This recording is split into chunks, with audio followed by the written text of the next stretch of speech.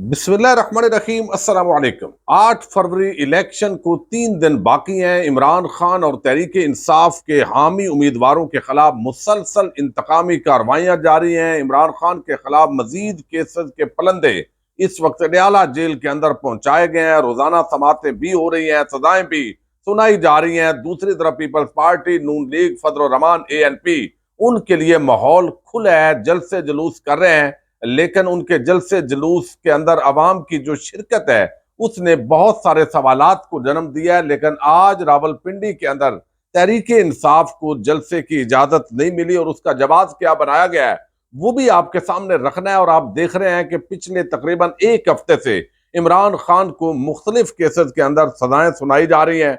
मुसलसल समातें अडयाला जेल के अंदर जारी हैं। इन सजाओं के बाद army chief general Asim Munir का पहला बयान जारी हुआ है। इस पहले बयान के अंदर क्या खतरे की घंटी है, इसकी कुछ तफसील इस वीडियो में आपके सामने रखनी है।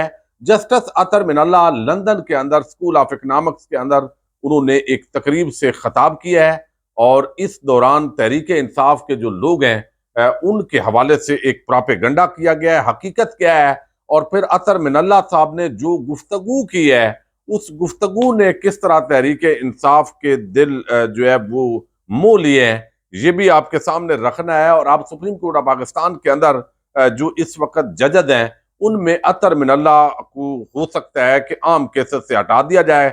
उन्होंने क्या गुफ्तगू की है ये भी आपके सामने रखना है। और दूसरी तरफ इलेक्शन कमीशन ऑफ पाकिस्तान ने अपने जो इंतजामात हैं इलेक्शन के रिजल्ट के हवाले से उनको बड़ा तसल्ली बख्श करार दिया, बड़े तजर्बात किए गए। लेकिन एक रिटर्निंग अफसर ने एक खत लिखा है और उसने सारा भांडा फोड़ दिया है। ये क्या मामला है, इसकी तफसील भी आपके सामने रखनी है। उम्मीद है आप वीडियो समाप्त करेंगे और अपने कीमती फीडबैक से जरूर आगाह करेंगे। इलेक्शन से पहले जो धांधली होती है उसको प्री पोल रिगिंग कहा जाता है। उसके अंदर तो पूरी तरह हमारे रियासती इदारे, उसमें निगरान हुकूमत हो, इलेक्शन कमीशन हो या दीगर इदारे हो, पुलिस का अपना हिस्सा है, वो भरपूर तरीके से हिस्सा अदा कर रहे हैं। लियाकत बाग के अंदर तहरीक इंसाफ ने जलसे की इजाजत मांगी और आज वहां पे इजाजत नहीं मिली चूंकि दफा 144 नाफद है।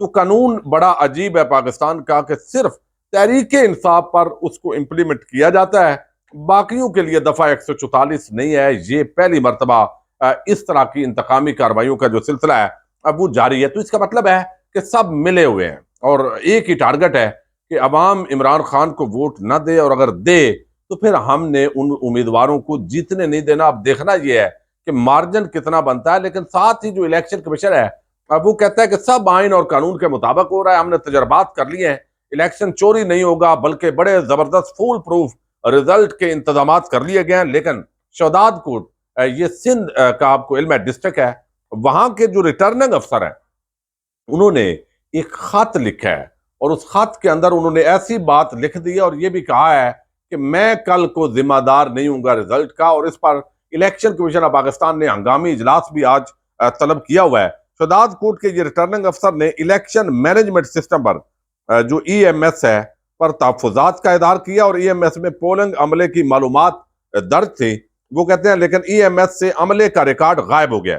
कमजोर EMS पर एतबार मुश्किल है।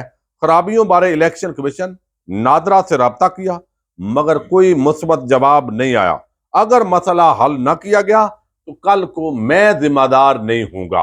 ये एक शख्स है जिसने इस तरीके से इजहार किया और कितने लोग हैं जिन्होंने इजहार किया होगा लेकिन ज़ाहिर है उनकी रिपोर्टिंग नहीं हुई। लेकिन यहां पर ये बड़ा ही एक आम मामला है कि उसने बताया है कि जब इतनी एक्सेस है और अमला जो है उसके नाम ही गायब हो जाएं तो आगे रिजल्ट क्या होगा उसकी मैं गारंटी नहीं दे सकता। तो ये बहुत बड़ी नालायकी और कमजोरी है। अब इलेक्शन कमीशन ने एक इजलास तलब कर लिया और उसके अंदर इसकी जो कार्रवाई है उसका इजहार किया जाएगा। दूसरी तरफ जो है आप देख रहे हैं कि अतर मिनल्ला साहब जो है वो लंदन गया। लंदन स्कूल ऑफ इकोनॉमिक्स के अंदर उनका लेक्चर था और वहां पर एक सहाफी थे, उन्होंने कोशिश की कि अतर मिनल्ला साहब के साथ तस्वीरें बन जाए। एक अच्छे क्रेडिबल जज हैं, ज़ाहिर है जब नून लीग के हक में वो फैसले देते थे इस्लामाबाद हाई कोर्ट से तो बहुत लोगों को गिला होता था, हमें भी गिला होता था। लेकिन फिर हमने देखा जब तहरीक इंसाफ पर या सहाफियों पर मुश्किल वक्त आया तो उस वक्त भी अतर मिनल्लाह वही आइन और कानून पर खड़े थे। तो एक ऐसा जज जो आइन और कानून के साथ हर हाल में खड़ा है और वो ना देखे कि इंसाफ लेने वाला किस पार्टी से है, तो उसकी जो इज्जत है उसके अंदर कैसे इजाफा होता है। वो लंदन के अंदर उनको लेक्चर के लिए बुलाया गया और उन्होंने जो वहां पे गुफ्तगू की है, इस गुफ्तगू के बाद कहा जा रहा है कि शायद अब उनको किसी आम केस के अंदर ना बिठाया जाए। पहले भी ऐसा हो चुका है। वो कहते हैं सुप्रीम कोर्ट के वो कहते हैं कि इजहार राय की आज़ादी को दबाने के सबब हमने निस्फ मुल्क गंवा दिया। इलेक्शन बराए इलेक्शन नहीं बल्कि जेन्युइन इलेक्शन होने चाहिए। 8 फरवरी के बाद ही इस बारे में कहा जा सकेगा कि इलेक्शन कैसे हुए। लंदन में फ्यूचर ऑफ पाकिस्तान कॉन्फ्रेंस से उन्होंने खिताब किया कि मुल्क में मुतअद्दिद बार आइन को पामाल किया गया मगर आइन की पामाली पर किसी का एहतसाब नहीं हुआ। अदालत का इम्तिहान है कि अवाम का अवामी एतमाद बहाल हो, फैसलों पर अमल दरामद हो। अदलिया ने जो किया इसका दिफा नहीं करूंगा, लेकिन उम्मीद है कि नौजवान मुस्बत तब्दीली लाएंगे। यानी उन्होंने जो इस वक्त अदलिया कर रही है या पहले जो अदलिया ने किया है उसका दिफा करने से इनकार किया है और उन्होंने कहा है कि मुआशरे को संवारा जा सकता है, बेहतर किया जा सकता है, लेकिन मैं कोई ऐसी गुफ्तगू नहीं करूंगा। क्योंकि एक नौजवान ने सवाल भी किया कि ये जो अभी इंतकामी कार्रवाइयां हो रही हैं, जिस तरह के फैसले आ रहे हैं, तो उन्होंने कहा कि हो सकता है कि कल को ये अपीलें सुप्रीम कोर्ट ऑफ पाकिस्तान में आनी है और मुझे उस फैसले में बैठना पड़े किसी मामले के अंदर, तो इस वजह से इस पर मैं कमेंट नहीं करूंगा। तो अतर मिनल्लाह साहब जो है उन्होंने हमेशा आइन और कानून इख्तलाफ हो सकता है उनके फैसले से, लेकिन उन्होंने बाला रखा। यही वजह है कि उनको शायद इस्लामाबाद हाई कोर्ट से निकालना जरूरी हो गया था ताकि वो इस सुप्रीम कोर्ट ऑफ पाकिस्तान में हूं और वहां पे फिर जज आमर फारूक साहब जो है वो चीफ जस्टिस बने। और जब से वो चीफ जस्टिस बने तो उनके बनने से पहले ही ये तासर आम हो गया कि अब तो हमारा अपना बंदा आ गया है। और फिर उसके बाद जो तासर हुआ और जो कुछ तासर बनाया गया था वो कहीं उस तासर से भी बढ़कर वो जो है वो इस मयार पर पूरा उतरे कि किस तरह आइन और कानून के मुताबिक जो है वो फैसले दिए जाते हैं। लेकिन इस सारी सूरत हाल के अंदर ज़ाहिर है जो पॉलिटिकल सिस्टम है वो चल रहा है, गिले शिकवे भी हैं, सारा कुछ हो रहा है धांधली, लेकिन एस्टैब्लिशमेंट को तनकीद का निशाना बनाया जाता है। आर्मी चीफ का जो बयान है वो उसका इंतजार हो रहा था कि वो किस पैराए के अंदर गुफ्तगू होती है। पाकिस्तान एक वाहिद मुल्क है जिसके अंदर आर्मी चीफ की जो स्टेटमेंट है वो सबसे बड़ी स्टेटमेंट समझी जाती है। अब यहाँ पे आपको इल्म है यहाँ एक फैसिलिटेशन काउंसिल बनाई गई और बताया गया कि इस तरह दूध और शहद की नहरें बहेंगी, इस तरह इन्वेस्टमेंट आएगी। जबकि रिपोर्ट ये आई है कि जब से इमरान खान की हुकूमत जो है वो गई है उस वक्त तो लोग कहते थे कि बैरून मुल्क जो भी लोग हैं उन्होंने पैसे तो अपने घर भेजने होते हैं, कोई एहसान तो नहीं कर रहा है। लेकिन 2022 अप्रैल के बाद जो है वो किसी महीने के अंदर भी उतनी अमाउंट ओवरसीज पाकिस्तानियों ने पाकिस्तान नहीं भेजी जो पहले भेजी जा रही थी। तो इसके अंदर भी अरबों डॉलर पाकिस्तान को नुकसान हुआ है। तो एपेक्स कमेटी का इजलास हुआ और ये इजलास जो है ज़ाहिर है पाकिस्तान के मुआशी हालात पर जो इस वक्त स्पेशल फैसिलिटेशन काउंसिल बनाई गई है उसके तहत बात की गई है, लेकिन ये बड़ी माने खेद है। अब इसके अंदर जो बयान है आर्मी चीफ ने कहा है कि चंद माह पहले जब ISIFC का सफर शुरू हुआ तो मुल्क की ट्रेजेक्ट्री नीचे जारी थी। उस वक्त नाकदीन मुल्क के डिफॉल्ट होने और मायूसी की बातचीत कर रहे थे। हमारे मुआशी हालात इंच ब इंच बेहतर हो रहे हैं। अभी भी हालात पूरी तरह ठीक नहीं हुए लेकिन दिन ब दिन बेहतरी आ रही है। ये इसलिए मुमकिन हो सका कि तमाम मुतलका इदारों और लोगों ने मिलकर टीम वर्क किया। इंशाअल्लाह मुआशी बहाली और SIFC का सफर आगे भी ऐसा ही जारी रहेगा। और फिर उन्होंने कहा कि हमें अपने इनफरादी सियासी और वेस्टेड इंटरेस्ट से आगे बढ़कर सिर्फ मुल्की मफाद को मद्देनजर रखना होगा। तो यानी इसका मतलब है कि जो इस वक्त इकदाम हो रहे हैं उस पर आर्मी चीफ साहब जो है उन्होंने एतमाद का इजहार किया है। अब इस वक्त जो कुछ हो रहा है वो तो आप देख रहे हैं कि जजेस किस तरह अडियाला जेल में बैठ के 14-14 घंटे 16-16 घंटे समाते करके सजाएं सुना रहे हैं। तहरीक इंसाफ को इलेक्शन कैंपेन नहीं करने जा रही, इंतखाबी निशान छीन लिया गया। अब जो आज़ाद उम्मीदवार हैं उनके अगवा का सिलसिला शुरू हो गया है।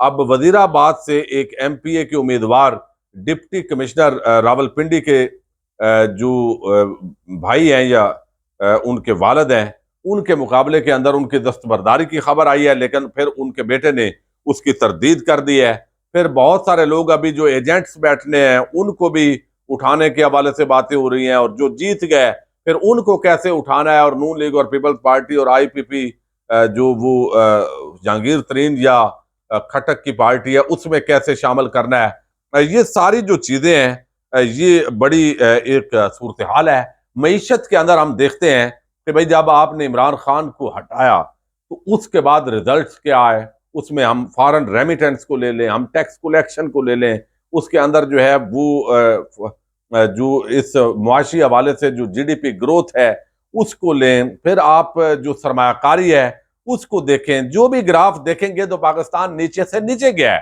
तो अब ये जो एक मुकाबला है कि पिछली हुकूमत नायल तरीन थी, क्योंकि शहबाज शरीफ और पूरा जो पीडीएम टोला था, तो उससे थोड़ी सी बेहतरी आ गई है, तो लिहाजा मुल्क में बेहतरी आई है। ये मेरा ख्याल है ये एक बड़ी अलार्मिंग सिचुएशन है जिसकी निशानदेही की है आर्मी चीफ साहब ने, कि वो बड़े मुतमईन हैं। अगर इंसानी हकूक की जो पामालियां हो रही हैं और इस वक्त जो पाकिस्तान की अवाम के खिलाफ, यानी उनके वोट के हक पे सरेआम डाका डाला जा रहा है, अगवा हो रहे हैं, घरों पे हमले हो रहे हैं, कारोबार तबाह किए जा रहे हैं, और जबरदस्ती नवाज शरीफ और जरदारी को पाकिस्तानी कौम पर मुसल्लत करने की कोशिश हो रही है। अगर ये अच्छे इकदाम हैं, मईशत बेहतर हो रही है, तो फिर तो बड़ी अजीब ये सोच होगी। और मेरा ख्याल है ये कहना कि ये हमने जो है वो फैसिलिटेशन काउंसिल बनाई है तो ये आगे भी चलेगी, तो इसका मतलब है कि नवाज शरीफ जो है उसका वजीर आजम अगर वो बन भी जाते हैं तो उनका बड़ा लिमिटेड स्कोप है, और क्या वो इस तरीके से इकट्ठा परफॉर्म कर पाएंगे। उनका मादी का तजर्बा तो इससे मुख्तलिफ रहा है, बहरहाल अब उन्होंने सरेंडर कर दिया है। तो ये जो सारी चीजें हैं ये निशानदेही कर रहे हैं कि जो हमारे ताकतवर हल्के हैं वो एक पॉलिसी पर कारबंद है, और आगे भी शायद उनका इसी तरह की पॉलिसी के साथ आगे चलना है। और पाकिस्तानी अवाम अपने वोट के जरिए अब कितनी जो ताकत है वो दिखा सकते हैं। ये 3 दिन बाकी हैं, चौथा दिन आपको इल्म है 8 फरवरी का है। अब तो कितने हालात तब्दील होते हैं, क्या कुछ होता है, ये आने वाले दिनों के अंदर एक एक लम्हा ये वादे होगा। इजाजत दीजिएगा। पाकिस्तान जिंदाबाद, पाक फौज पाइंदाबाद।